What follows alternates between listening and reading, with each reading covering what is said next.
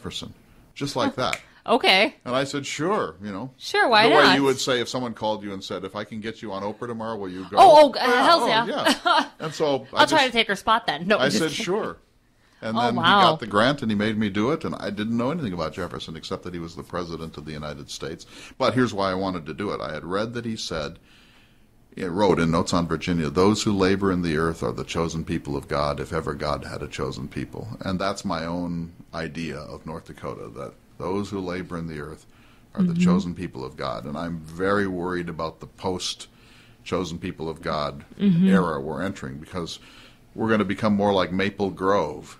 But Maple Grove is also Denver, is also San Diego, is also Tampa. We are unique. We can't forget the uniqueness and what our characteristics are. My grandmother canned 500 quarts a year. Oh, my gosh. She made quilts. She crocheted. She had a garden that was 1/4 of an acre.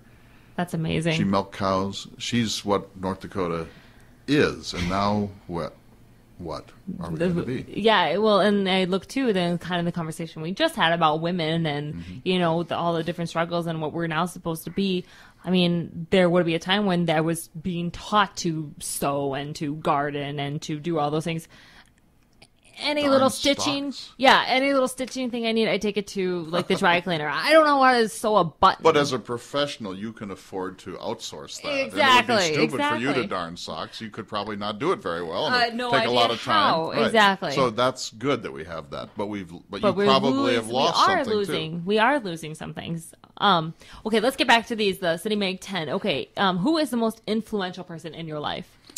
Well, his name is Mike Jacobs. He's the editor-publisher of the Grand Forks Herald, and he was a reporter at the Jenkinson Press when I was just a child. I was 16. Okay. And I was a photographer there, and he used to take me out of school, and we'd go wandering through western North Dakota. I would just be there to photograph for his stories, but that changed my life. It was a total revolution, because at that moment he helped me become a naturalized North Dakotan, rather than just an accidental North Dakotan. My father spent his whole life, he never traveled on gravel roads. He never went to a rodeo. He'd never camped out. He didn't go fishing. He didn't hunt. He was just a guy who lived in a house. North Dakota, And that's fine. People do. I don't blame them. But Mike Jacobs said, no, I want to show you North Dakota. And he showed me the magic of the Badlands, and it's been the biggest part of my soul ever since. I have to agree with that. I came from Grand Forks, East Grand Forks. And when I came out to the University of Mary here my freshman year, I met Randy Hotzenbuehler with the Medora Foundation, and he offered me a position out in Medora for the summer. And I was like, what's Medora? I had no idea. And I get out there, and the next 3-4 summers were the best summers of my life, and I really found myself out there. What did you do out there? The first summer, I ran the Badlands Bake Shop, which is now the new Rough Riders Hotel. Yes. And then I worked up at the show every single night. Oh, my. The second summer, I got to work with Lori, his wife, with the volunteer coordinators. And then I worked up again at the show. I was Sheriff Bear that year. You were in the show? I was in the show. I was in the costume. You're a pretty tall bear. I was a rather tall bear, but I would get down really low with the kids so that we could play with them. And then the third summer, I was very, very fortunate to work with Wade Weston. I was his communications intern. Oh, he's a wonderful man. Was a wonderful man. Just a wonderful guy. And then, So you were the bear. Well, that's a tough gig because it's hot. And very warm. You're not, no one ever knows it's you. No. Well, and then the worst part about it is as soon as I got done with the bear costume, then I would have to go out and do the meet and greet. Meet and greet and things like that. But then on the nights that I didn't do that, I was still working backstage, and then I would have to run from the bear costume, and somebody else put it on to do the meet and greet. Then while I had to run upstairs to open up the gift shop, so it was just. You never got to dance in tap shoes. Never did. I did audition a couple times. Still time. Oh yeah, who knows? Yeah. Well, I think my tap dancing days are over. But that Badlands is really event, and Shyla Schaefer's the same. When she married Harold, he took her out to the Badlands for the first time. She'd never been there, and now she is the living embodiment of the Badlands. She really, truly is. I mean, and she's really been helping to maintain Harold's legacy. Absolutely, as well. Tenaciously, because he believed that this thing should be high-minded and historical, and that the Medora had to be tasteful. And if you've ever been to West Yellowstone, You know what tasteless looks like. No, have not, but I'll take your word for it. Those giant portals that are just souvenir shops like Keystone, South Dakota, and so on. And she and Harold say, no, it's always going to be an authentically tasteful little village. I always would describe it to people who have never been there. It's the Walt Disney World of North Dakota.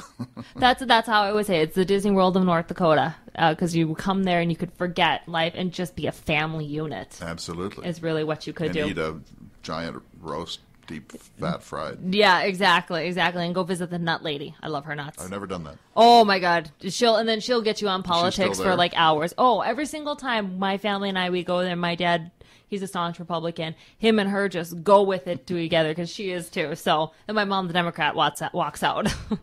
That's kind of how it is. So, what is your theme song? Oh, that's a really good question. Theme song. So that represents your vision. Represents of life. you. I think Here Comes the Sun. Never heard that one. Beatles, Abbey Road. Yes, you have. I'm probably sure then. I guess if you said the Beatles, I just don't remember. Here Comes the Sun. It's a beautiful song on Abbey Road, but it's about how whatever mood you're in, there's the sun, and it brightens your world, and everything becomes okay. I'm an optimist. It's good to be that way because this world can be such a pessimistic one. Well, the world is filled with angst. Yeah. Everywhere you look, there's pain and suffering, but Shyla has taught me that it's really about outlook. The world doesn't change, but your outlook determines your life. Well, and then, too, if everybody has a more positive outlook, think of how the world could change. If we all lifted each other with grace and respect and tolerance, sure. All right, what is your favorite sound? My favorite sound is the sound of thunder. Ugh.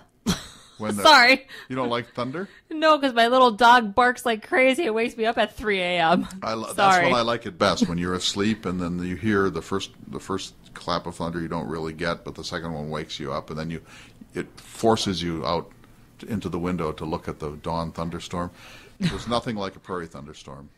I have witnessed many of them being out in Medora for those summers. That's a magnificent sound. When you hear when the heavens kind of split open, that slow crack of the thunder, and it's like a watermelon when the heavens just divide. I thought it was really cool. I will say, I really did think it was cool because when it would thunder, and then you would see that lightning, and then it would light up the sky, and then you would see the outline of the Badlands. And there they are. And then there they are. Strobe light effect. And then all of a sudden it's pitch black, and it's like, and then you forget when you move back to Bismarck, how dark it really is and how peaceful and quiet it really can be. Second favorite, meadowlark. Meadowlark, okay.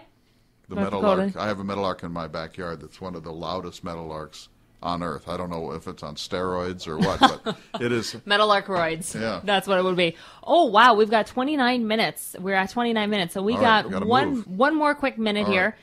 Right. Tell us, what is the Future of Dakota Institute, and how can people look it up and get involved? Well, they can go to the Lewis and Clark Ford Mandan website. Just Google it, and it's there.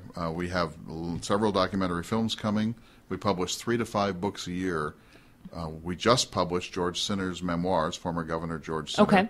We have a book of poetry by Tim Murphy, a Fargo poet, that's coming out. Wonderful. A huge coffee table book I did with Randy Hudson-Buehler on Theodore Roosevelt and the Badlands. That'll be out in June. My own book on Meriwether Lewis that I'm just wrapping up at this moment. Finishing up. In fact, Jack came over to my house yesterday and was overwhelmed by the 400 books on my kitchen table. Oh, yes. Footnotes. So that'll be Meriwether Lewis in the summer. And so 3 to 5 books a year.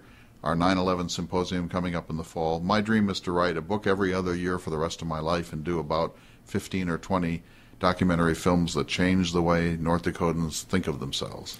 Well, Clay, that is a wonderful dream, and I wish you all the best of luck in all that you do. Thank you so much. And thank you very much for coming on this edition of City Chat with City Magazine, the first edition where we are a radio show and TV show. There you are. So, and everyone, thank you again for listening to this edition of City Chat with City Magazine. Make sure you head to the website at thecitymag.com, where you can read the issue featuring Clay Jenkinson and extra content online that is not published in the magazine. Oh, yeah, don't worry. We got a little bit extra stuff on you. All the outtakes. All the outtakes, exactly. And then also you can listen to this radio show and watch it on our website. Everyone, have a great day.